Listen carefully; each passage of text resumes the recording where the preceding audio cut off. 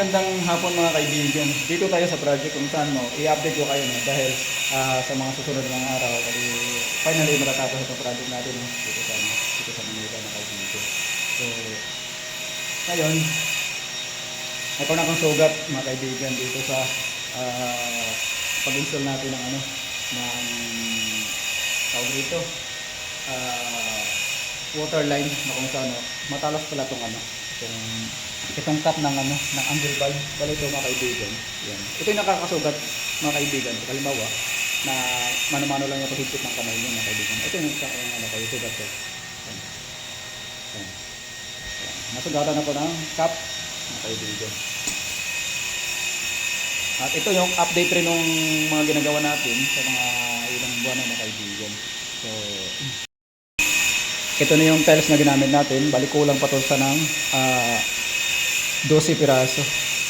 Ito, sa tapat ng hagdan na to. Tapos ito sa loob ng pinakatulrom. Ito, may iwan muna natin yung hagdan. So yun. Ito yung pupunuin natin sa may parting ref. At dito, mababakanti din to kasi hanggang dito lang naman yung tiles natin. Yan. Dahil may range tayo rito. May range na mga kaibigan. So pagkatapos na to, so wala tayong problema dito sa baba tiles. Supposed to be nakapag-grouting na po tayo. Ayan, nakapag-grout na po tayo para paglabas natin wala tayong isipin pa. Ito na lang yung maiwan natin dito, itong counter, no, kasi ilalagay pa natin ito ng granite na mga kasama. Yan. At ito hindi ko ito pinamasilyahan dahil matatamaan din ito ng kabinet ng sagad sa ceiling ho natin. So yan, at saka yung natin, yung range hood. So dito sa tatama, magbubutas lang tayo dito dahil ito may mga tubo rito. Alam ko naman yung framing dito, kung sa tatama yung framing dito mga kaibigan. Magbubutas tayo dito, doon papasok yung init na hihigupin ng natin, range hood, no, papunta doon sa taas. Kasi ito sa kabila at saka dito sa kabila open naman yan dyan, banda ay bukas. So update tayo. Ito yung kinabit natin kahapon na tiles. Bali kulang pa to sa ng tali-isa. Itong sa flooring at saka yung dito sa may siding. Yan. Kulang pa yung mga kaibigan. At kung nga pala mga kaibigan, baka may mga nakaka-encounter sa mga ganitong fittings. Yan. Kagaya ng pinakita ko sa inyo. Yan. Kapuso yan mga kaibigan nung binili sa hardware. Kapuso talaga tong fitting sa baba. Itong pinaka-petrap. Kapos yan mga kaibigan. Kaya ang ginawa ko, yung natirang gamit na ipinalit ko mga kaibigan. Bali ito kasi mga kaibigan, yung sobra nito, no, yung sobra nito, bali ito siya mga kaibigan, no. Yan. Bali mahaba to siya, buti hindi ko ito itinapon, no. Yan, ginamit ko rito pang dugtong diyan sa may na yan, sa may baba ng sink. Yan ang ginamit ko pang dugtong. Tapos nilagay ko na lang siya ng bulkasil para ito matuloy nating ma-install mga kaibigan. So yun, makapag-operate na po yan ng mga angle valve. Nalagyan na ho natin ng angle valve to. Ito, bali yung haba nito is 40, yung haba na yan.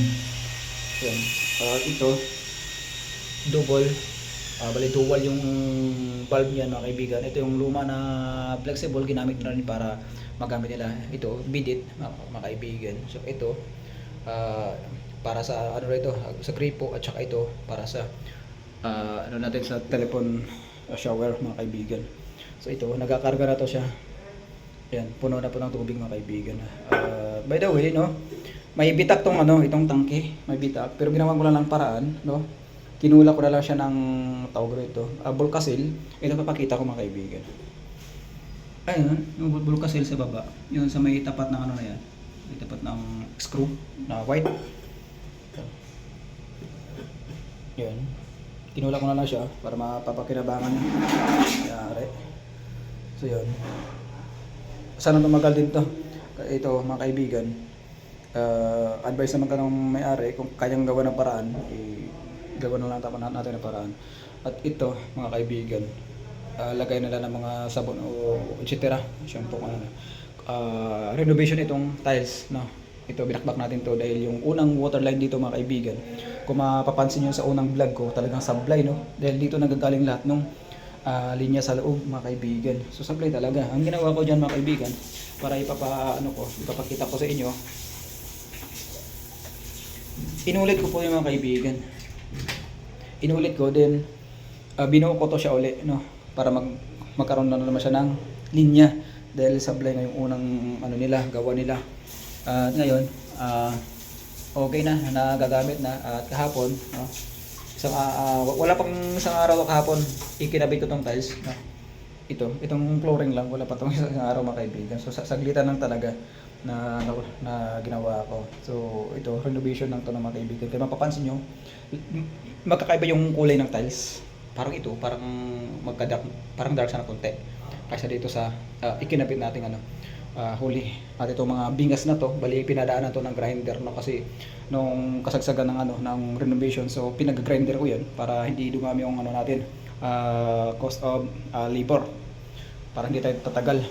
So yun mga kaibigan. Yan. Iba talaga yung kulay na ito mga kaibigan. So ito, dati itong sarado. Itong parting pinto na to. So pinabuksan natin. At ito, ipapag-grouting ko na lang to. Papag-grout natin ito mga kaibigan. Kasi itong bahay na to is to mga kaibigan. Tawag rito. Housing to no. Pero pina-renovate na lang sa akin to.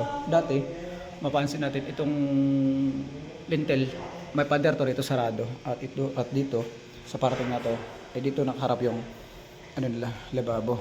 Dito nakaharap yung lababo nila. So, ito yung sistema. No. Yan. Ito, yung mga pinto na pinabilahan ko ng lattice molding kasi yung unang gawa dito mga kaibigan is trantado. Hindi sumakto sa 80 no mga kaibigan. Dapat 80 lang talaga tong distance ng amba natin. Ito. Yan. Kaya ito, accurate din to sana ng 80. Itong pinto. Pero hindi siya tumama. Kaya pinabilhan natin ng lattice molding para ito magkakasigo siya rito at yung natin doorknob mga kaibigan malagay natin sa lugar. Pero walang problema yung botas nito mga kaibigan. Mula rito sa sentro 6 cm pa rin niya kagaya ng mga ginagawa ko sa mga tutorial ko. Ito nga pala no, ginagamit natin dito sa pagbabarnish is sanding sealer tayo mga kaibigan. Yan. Ito yung mga gamit wood stain. Ito. Wood stain. Yan. Tapos sanding sealer. Ito. Ayan, sanding sealer. Tapos nagta-top coat kami ng yung top coat namin is clear. Yun. Pero may mga proseso diyan mga kaibigan kung paano i-apply itong tawag rito. Itong wood stain, tapos sanding sealer, tapos dito sa kahoy natin. Yun. Akit tayo sa taas mga kaibigan. So dito, ipapahuli na lang natin ito kung ano pang advice ito may-ari. Baka papatay pa ito. So, lahat ng mga pinto may sabihin na natin ito. Ito na ito. Ikabitan namin yung mga pinto. Yung sa dulo na yan mga kaibigan. Ipapa-waterproofing pa natin dito dahil kulang yung waterproofing natin. Ito, papa-waterproofing pa natin ito dahil kulang. Bert! May naghanap yata sa'yo, Bert, sa baba. May naghanap sa'yo. Anak mo ba? Anak mo daw. Babaan mo muna. Babae. Ito mga kaibigan. So ito yung pinto na natin, ikinabit solid wood to mga kaibigan. So yun. Ipapa-top coat ko pa ulit ito ng clear para mas mas makintab mga kaibigan. So yun. At itong mga itong mga dumi-dumi sa gilid na yan. So pipinturahan ho natin uli yan, i-finish pa ho natin uli yan para maganda naman tingnan mga kaibigan. So, at dito sa kabila, okay naman na to rito. Yan. Yun. Mapapansin nyo mga kaibigan, malinis na yung baba nito. Yan. Lagay dito. So natatapos na to. At ito, pinapatapos ko na rin tong top coat kay kay Kuya Charlie. Ay, naka-subscribe pa na to sa YouTube channel niya sa Stoneworks David. Ay, kaibigan! So, yan. Ito pala si Parang Charlie. Yan. Balita ko ano to titirado daw to ng karesa. So yun. White na white mga kaibigan yung kulay. O ba ito, kaibigan? Ito mga kaibigan, itong ilaw natin, pinayos rin natin ito. Mapansin nyo nung unang mga vlog ko, yung ilaw na ito, naka-expose siya mga bilog. Kaya kagaya niyan. So yung suggestion naman ng may-ari, ipinlight. Kaya ang ginawa natin, so sinunod natin sila mga kaibigan.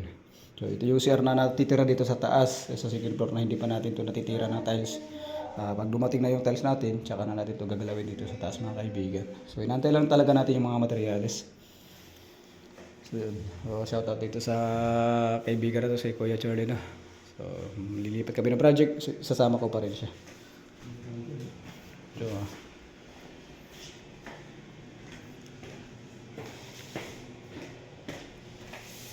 oo nga pala mga kaibigan, hindi ko ito na pala yung yung cove light na na pinagawa ko sa natin installer pero ako na lahat nagkabit ng mga ilaw niyan. So yun mga kaibigan. Ito yung switch. Saan yung switch na ito? Ito yung switch nito mga kaibigan, ito. Yan. Yan. Pero hindi siya papalit-palit ng ilaw kasi depende lang naman sa may-ari mga kaibigan kung gusto nila yung nagbe-blank na ilaw. So siguro ito lang ba yung suggestion nila na ito lang talaga napakasimple yung ilaw na binili. So yun. At dumako naman tayo rito sa labas mga kaibigan. Mapapansin nyo natin sa mga unang vlog ko, itong pintura dito, bali may halo siyang may lemon, kaya hindi akma sa pintura dito sa labas kasi yung pintura dito talaga sa labas kulay white. Kaya pinaano ko na lang pina-retouch ko na lang para magkapare-pares yung kulay ng mga kaibigan. 'Yun. Ito yung welder natin, si Paring Jomar. Shoutout kay Paring Jomar. Powered by Dasmariñas Cavite. Naglilipat na rin ng Amadeo Cavite mga kaibigan. So itong grills na to mga kaibigan. So siya lang mag-isang gumawa na ito. Inaalalayan na lang para may tama natin yung mga konting pagkukulang. So yun. Mula dito sa pader natin, mula dito. Mataas ng 40 mga kaibigan para medyo lumawak naman yung grahe nila ng may-ari dito mga kaibigan. So ito na yun. Folded siya ng mga kaibigan. Folded. Dito naman dadaan yung mga tao na halimbawa lalabas mamasok sila dito lang naman yung daanan nila mga kaibigan. So yan. At yung mga pintura dito may mga hahabulin pa tayong konting retouching kagaya niyan. Yung mga skim coat, so liyahin pa natin yan. May mga liyahan naman din tayo diyan sa loob pero ipapahuli na lang muna natin yan kasi dito kasi sa Manila halos panay ulan. Kaya hindi natin magalaw-galaw to at saka yung tao natin dito mga kaibigan. Binaklas ko na yung isang labor dito kasi may mga issue mga kaibigan na hindi ko gusto. So yan. At ito, floor drain, ayusin din natin yan pag ma-flooringan na natin itong nasa labas mga kaibigan. So yan. At yung gamit namin na cylindrical is malaki. Di uno mga kaibigan. So pakita ko. Ipiplex ko lang. Ipiplex ko lang yung gamit namin cylindrical to. Malaki yung mga kaibigan. Yan. At papadagdagan ko pa tong brace dito sa loob, papadalawa ko pa yan kagaya ng pinagawa ko dito sa kabila. Ito. Papadublihan ko pa yan. Ito. Kasi ito yung yan, dalawa talaga yung kaibigan. Dalawang 16mm. Dalawa din sa kabila. At mangyari doon sa kabila, di ba? Tag-iisa to. Dito. Tag-iisa. Yan, napapadagdagan ko pa ng ng isa pa para tumibay. Nabubuksan naman yung mga kaibigan. Yan. So yan. At medyo matagal-tagal pa tong gawaan gawang gagawa ka pa ng barrel bolt dito. Barrel bolt sa kabila. Puro mga DIY yan mga kaibigan. DIY. Yan. Kailangan natin doon sana round bar para maganda siya. Kasi pag yung gamit natin, yung ordinary, maghahasa pa tayo niya, matagal pa tayong proseso diyan. Papabilan na lang natin ng ng round bar. Kahit 10 mm lang. Yan. At ito mga kaibigan, yung flooring nito, ito yung elevation ng flooring natin mga kaibigan. Ito. Papakita ko. Ito yung flooring natin na may lapis na to. So tatakbo po yan dito bago siya bumagsak ng pag ganun. Yung saktong-sakto lang, hindi makakada yung aso din sa baba. So mga kaibigan. So ito yung update ng project namin dito sa sa 13 mga kaibigan. So konting kimbot na lang talaga nito mga kaibigan at matatapos na to. Lahat ng mga pictures ako na nagkakabit nito. Ito pala yung heater na natin, heater sa taas. Hindi pa natin nagagalaw to, pero ayusin ko to halimbawa na dumako na tayo sa taas mga kaibigan. At ito yung bowl para sa taas. Yan. So yan. At yung kape ko, malamig na nga pala yung kape ko mga kaibigan. Yan. So yan mga kaibigan. So sa mga hindi pa nakaka-subscribe sa YouTube channel ni Sonworks TV, paki-like at pa-share na lang din kung sa mga may gustong manood ng video ko, paki-share na lang. Syempre, umabot na tayo ng 7.77 thousand subscribers. So thank you so much for being a good yung mga taga pagpanood ko ng vlog ko mga kaibigan. So yun, shoutout ko pala sa lahat ng mga subscribers ko dyan sa Aklan, kay Edwin sa Manila, sa Zambales na mawala to ng international mga kaibigan. Thank you so much mga kaibigan. Supportahan niyo po itong itong vlog ko mga kaibigan, para sa ganun makukuha po kayong aral at makukuha kayong ideya kung paano gawin papatakbo yung trabaho at paano maisaayos yung mga dapat ayos mga kaibigan. So thank you so much mga kaibigan.